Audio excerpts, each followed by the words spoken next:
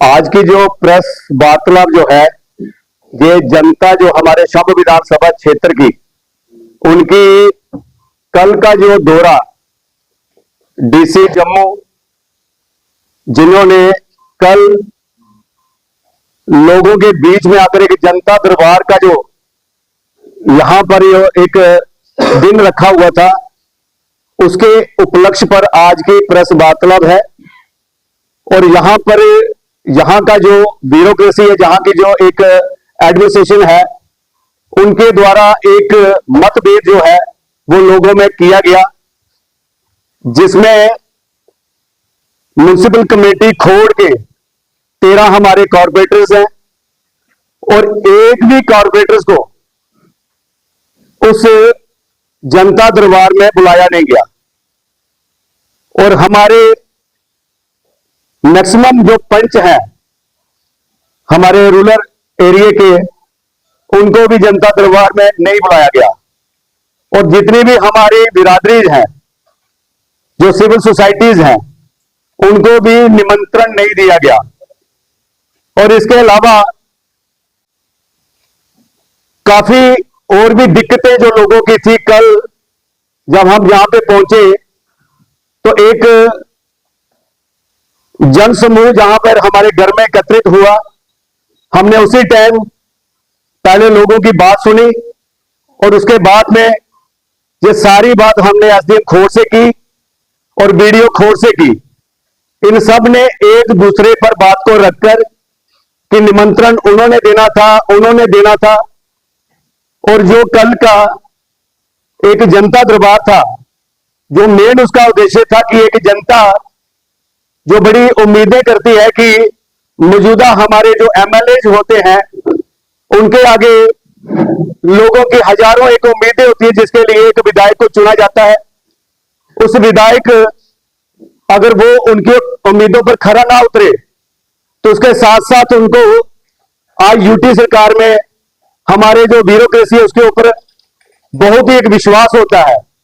और कहीं ना कहीं देखा गया कि उस विश्वास को तोड़ा गया। जो लाइन में सबसे पीछे वाला जो एक गरीब आदमी किसान, उसकी तरफ उसको नजरअंदाज किया गया। और उस जनता दरबार में एक प्रॉपर फिक्सिंग की गई थी कि किस किस बंदे ने वहां पर बात रखनी है और किस किस दायरे में वो बात रखी जाए, उसी के आधार पर बात रखी गई।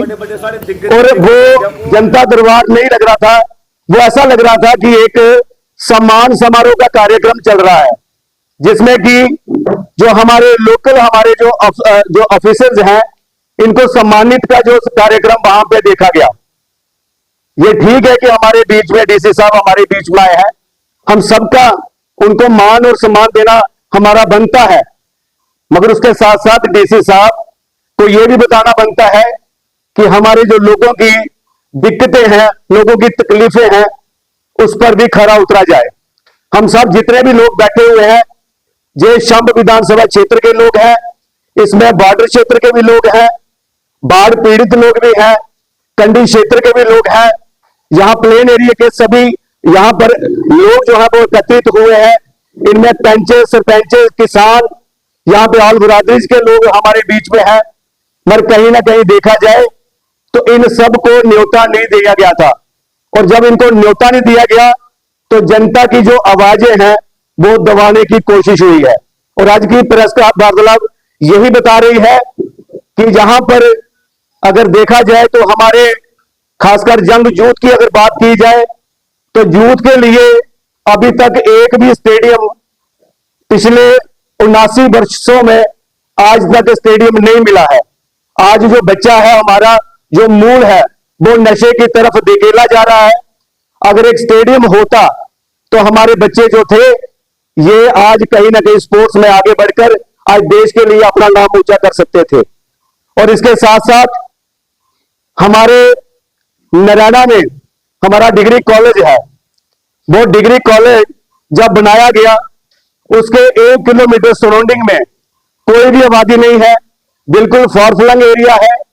और हमारी बच्चियां और बच्चे जब वहां पे जाते हैं, ये सारे जितने भी पेरेंट्स बैठे हुए हैं, ये उन बच्चों को सेफ नहीं समझते हैं।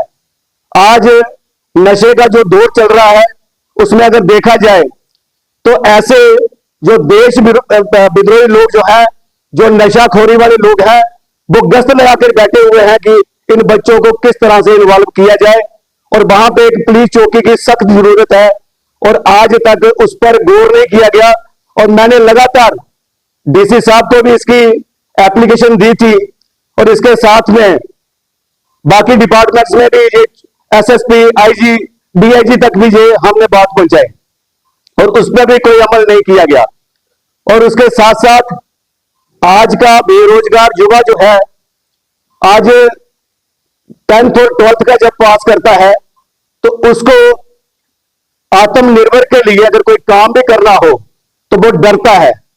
और अब हम ये चाहते हैं कि हमारा जितना भी ये कुटुंब बैठा हुआ ये चाहता है कि उन बच्चों के लिए प्रॉपर यहां पे आईटीआई कॉलेज, पॉलिटेक्निकल कॉलेज जहां पर हो, जिससे हमारा बच्चा जो है, जैसे विश्वकर्मा योजना है उसमें अगर 18 उद्योग है, उसमें 5% इंटरेस्ट पे अगर बच्चों को 3 लाख का लोन दिया जाता है तो वो 3 लाख लोन लेने में भी बच्चा जो है वो डरता है, क्योंकि उसको कोई प्रशिक्षण मिला ही नहीं है। उस बच्चे को पता ही नहीं है कि मैंने आगे करना क्या है।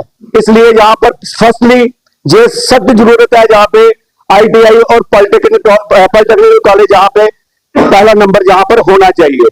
और इसके अलावा मैं ये भी कहना चाहता हूं कि हमारा जो शंभ विधानसभा क्षेत्र खोड़ है, यहां पर हमारी एक जमीन है जिसमें 18 कनाल 4 मरले जो स्टेट लैंड जमीन हमारे पास अभी भी पड़ी हुई है और जिसमें 4 कनाल में हमारा तहसील ऑफिस है।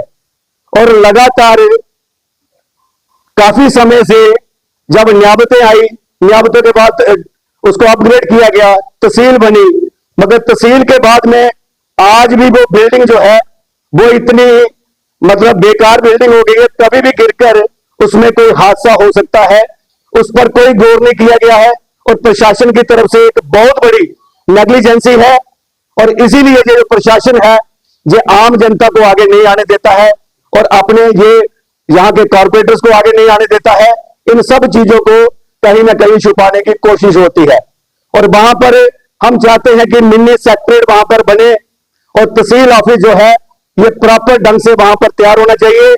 और जितने भी हमारे यहाँ पर हमारे पटवारी हैं ये आज भी तहसील ऑफिस में बिल्कुल नहीं बैठते हैं और ये सारे के सारे आगे पीछे सराउंडिंग एरिया में बैठते हैं, जिससे हमारे आने वाले लोगों को, जो हमारे गरीब किसान हैं, चाहे वो हमीरपुर के हैं, चाहे वो गरड़ सैद के हैं, चाहे वो गिगड़ियाल के हैं, चाहे वो पुलावाला के हैं, हर एक हमारे गरीब को बड़ा एक उसको एफर्ट्स करनी पड़ती है।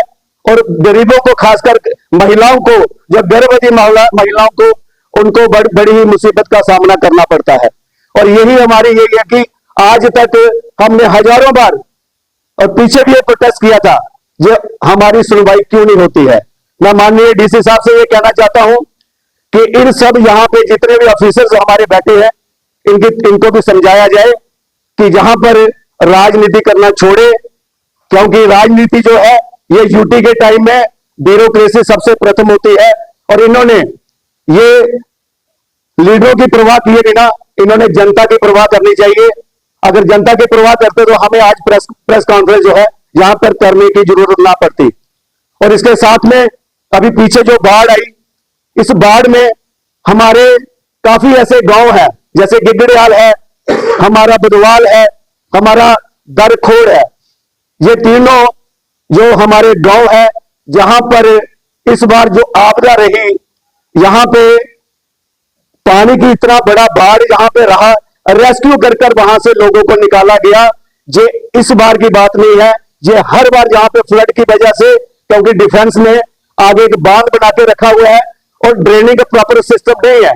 मैं माननीय डीसी साहब को यह कहना चाहता हूं कि सभी जनता की तरफ ध्यान देकर ये वहां पर प्रॉपर ड्रेनिंग सिस्टम बनाया जाए, जिससे हमारी जो जनता है उन जनता को इस बाढ़ से रिलीफ मिले। आज बच्चा अगर रात को सोता है, उसको सोते हुए बच्चे कहते हैं कि मम्मा जहां से भागो कहीं रात को बाढ़ ना आ जाए। इस तरह की नौबत है।